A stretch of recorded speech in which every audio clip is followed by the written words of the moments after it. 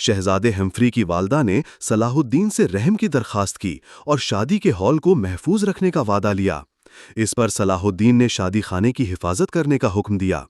ہدف صرف قلعے دفاعی دیواریں تھیں، شادی کا ہال محفوظ رہا۔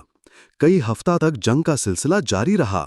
یروشلم کے بیمار بادشاہ بالڈون چہارم نے اپنی بیماری کے باوجود امدادی فوج روانہ کی۔ انہوں نے سنگسار شدہ ٹاور آف ڈیوڈ پر مشل روشن کی۔ یہ قلعہ کیرک کی مدد کی علامت تھی۔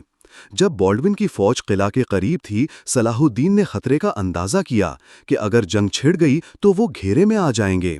انہوں نے رات میں خاموشی سے محاصرہ اٹھایا اور اپنی فوج کو تقسیم کر کے روانہ کیا تاکہ اپنی افواج کو ضائع ہونے سے بچایا جا سکے۔